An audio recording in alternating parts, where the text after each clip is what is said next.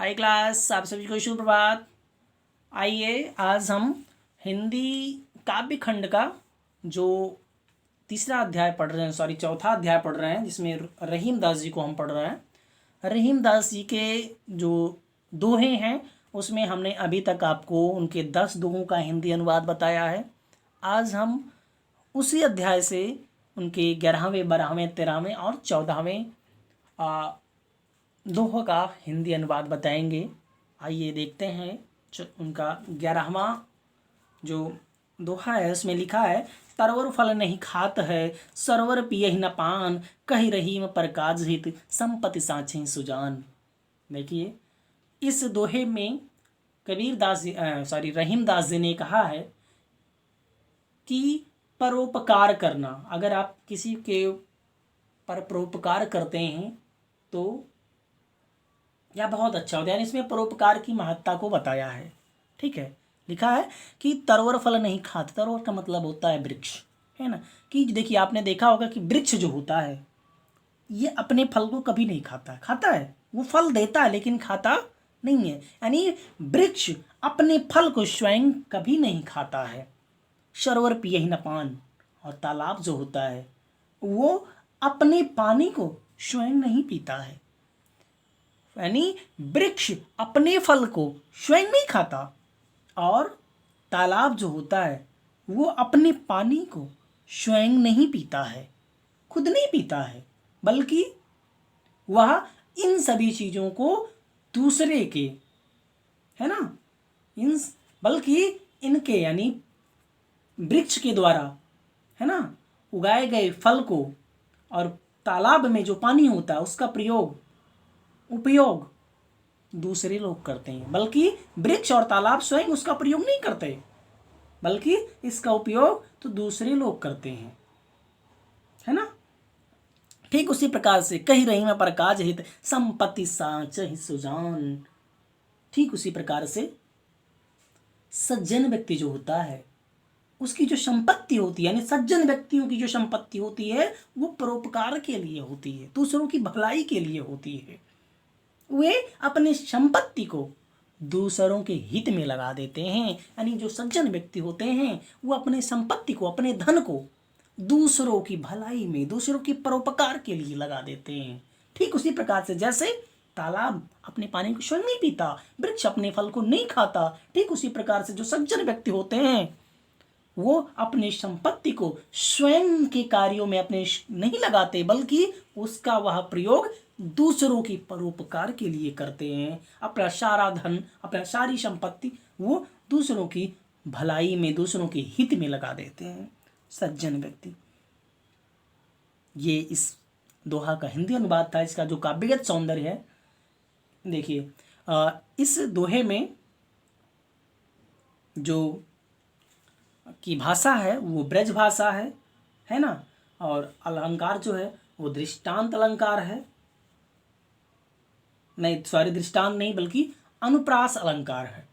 और इसकी शैली जो है वो मुक्तक है, रस जो है वो शांत है। ठीक, ये था इस दोहा नंबर 11 का हिंदी अनुवाद और उसका काव्यगत सौंदर्य। और इसके बाद 12वां दोहा देखिए, लिखा है, रहीमन देखि बड़ेन को लघु ना दीजिए डारी, जहां काम आवे सुई, कहाँ करे तरवारू। देखिए, इस दोहे के माध्यम से में रहीम दास जी ने समझाया है कि समयानुसार प्रत्येक वस्तु का अपना अपना महत्व होता है, चाहे वह बहुत छोटी हो ही क्यों ना हो, है ना, चाहे वह कोई छोटी ही क्यों ना हो, बहुत छोटी ही क्यों ना हो, फिर भी उसका समय आने पर उसका भी महत्व बढ़ जाता है। लिखा है कि रहीमन देख बड़ेन को लघु ना दीजिए डारी। रहीम दास जी कहते हैं कि बड़े लोगों को देखकर छोटों का कभी निरादर नहीं करनी चाहिए। यानी अगर आपको बड़े लोग कोई मिल गए, कोई बड़े व्यक्ति मिल गए, तो आपको छोटे को भूल नहीं जाना चाहिए, उसका निरादर नहीं करना चाहिए, है ना, उसका निरादर नहीं करना चाहिए, उनका साथ कभी नहीं छोड़ना चाहिए। छोटों का कभी भी साथ, यानी बड़ा आपको मिल गया तो कभी भी छोटे को छोड़ना नहीं चाहिए, उसका साथ कभी नहीं छोड़ना चाहिए। क्योंकि जहाँ कामयाबे सुई कहाँ करे तलवार, क्योंकि जिस स्थान पर सुई काम आती है उस स्थान पर तलवार काम नहीं करती। यानी हर व्यक्ति का समय समय पर अपना अपना महत्व होता है। ये कोई पता नहीं होता कि कब किसका कार्य पड़ जाए। इसलिए कभी भी बड़े लोगों को पाकर छोटे को का निरादर नहीं करना चाहिए, उसका साथ नहीं छोड़ना चाहिए। क्योंकि जिस प्रकार से यानी जिस स्थान पर सुई काम आती है उस स्थान पर तलवार काम नहीं कर सकती। इसलिए छोटी चीज़ों को, है ना, या छोटे लोगों को भी समय आने पर उनका भी महत्व बढ़ जाता है, उनका भी कार्य बढ़ जाता है। इसलिए कभी भी हमें उनका निरादर नहीं करना चाहिए। ठीक, ये था इसका हिंदी अनुवाद। इसका काव्यगत जो सौंदर्य है, इस दोहे में रहीमदास जी ने छोटी से छोटी वस्तु की महत्वता को बताया है।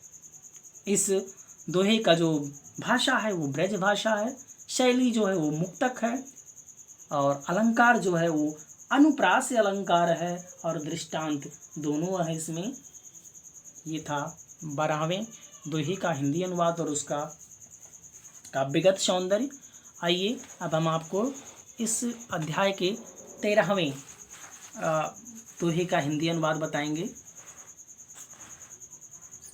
जिसमें लिखा है कि वो रहीम सुख होत हैं बढ़त देख निज गोत, जो बाडरी आखिया निरखी आखिन को सुख होत। ठीक है, यानी देखिए इस दोहे में रहीमदास ने कहा है कि प्रत्येक व्यक्ति को अपनी गोत्र यानी अर्थात जाति की वृद्धि देखकर बहुत प्रसन्नता होती है। यानी जब प्रत्येक व्यक्ति के जब गोत्र में वृद्धि होती है तो उसे देखकर लोगों के अंदर, व्यक्तियों के अंदर बड़ी प्रसन्नता होती, बड़ी खुशी होती है। इसके बारे में बताया, कहा कि यों रहीम सुख होत है बढ़त देख निज गोत। गोत मीन्स गोत्र, अर्थात रहीमदास जी कहते हैं कि जिस प्रकार अपनी बड़ी बड़ी आँखों को देखकर व्यक्ति की आँखों को सुख मिलता है, यानी जिस प्रकार व्यक्ति को अपनी बड़ी बड़ी आँखों को देखकर व्यक्ति की आँखों में, है ना, सुख मिलता है, यानी व्यक्ति को सुख मिलता है,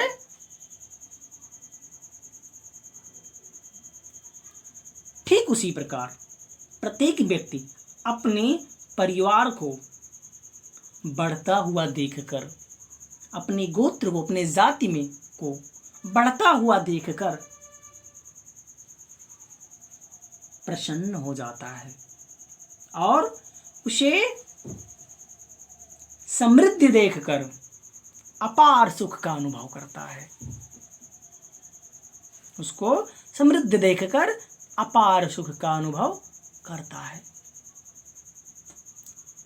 और इस दोहे का जो बाद आपको हम 14वें दोहे का हिंदी अनुवाद बताने जा रहे हैं, जिसमें लिखा है रहीमन ओछे नरन ते तजो बैर और प्रीत, काटे चाटे स्वान के दो भांति विपरीत। देखिए इस दोहे में रहीमदास जी ने तुच्छ प्रकृति के व्यक्तियों से बैर तथा प्यार दोनों ही अनुचित बताया है। वो कहते हैं कि अगर व्यक्ति तुच्छ प्रकृति का है तो उससे ना तो बैर करना चाहिए ना तो उससे प्यार करना चाहिए। ये दोनों ही हमारे लिए हानिकारक होते हैं, दोनों प्रकार से वो हमारे लिए हानिकारक होते हैं, इसलिए हमें उनसे बैर या प्यार नहीं रखना चाहिए। जैसे कहा कि रहीमन ओछे नरन ते तजो बैर और प्रीत। रहीमदास जी कहते हैं कि जो व्यक्ति संकुचित स्वभाव वाले हैं उनसे ना शत्रुता रखना चाहिए और ना प्यार। ठीक है, यानी जो व्यक्ति संकुचित स्वभाव के होते हैं उनसे हमें ना तो शत्रुता रखनी चाहिए और ना ही उनसे हमें प्यार करना चाहिए, क्योंकि काटे चाटे स्वान के दो भांति विपरीत, क्योंकि कुत्ता चाहे काट ले या चाट ले, दोनों बातें ही खराब होती है, यानी दोनों प्रकार से हानि होती है। अगर कुत्ता काटता है तो भी हानि होती है, बुरी होती है, और चाटता है तो भी हमारे लिए हानिकारक होता है ना। यानी कुत्ता चाहे काटे चाहे चाटे, दोनों प्रकार से हमारे लिए हानिकारक होती है ना। क्योंकि काट लेने से, अगर कुत्ता काट लेता है तो घाव बन जाता है, बहुत पीड़ा होती है और मृत्यु भी हो सकती है। और अगर वह चाट लेता है तो उससे भी हमारी शरीर क्या हो जाती है, अपवित्र हो जाती है। ठीक उसी प्रकार ओछे जो व्यक्ति होते हैं, यानी गंदे प्रवृत्ति वाले जो व्यक्ति होते हैं, तुच्छ प्रवृत्ति के जो व्यक्ति होते हैं, उनसे शत्रुता तथा मित्रता दोनों ही घातक होती है। अर्थात उनसे ना तो हमें शत्रुता रखनी चाहिए, ना तो हमें मित्रता रखनी चाहिए। वो हमारे लिए दोनों प्रकार से क्या होते हैं, हानिकारक होते हैं। ठीक, हमारे लिए दोनों प्रकार से घातक होते हैं। इस दोहे का जो भाषा है वो ब्रज भाषा, शैली जो है इसमें उपदेशात्मक है, अलंकार जो है अनुप्रास है, रस जो है वो शांत रस है। आज इस चैप्टर का अंत हुआ, यानी आज ये चैप्टर खत्म हुआ। बस इसमें केवल 14 दोहे ही थे। मुझे आशा है आप इसको देखेंगे, आपको समझ में आई। अगर समझ में आती है तो मुझे लाइक कमेंट जरूर करें। Thank you.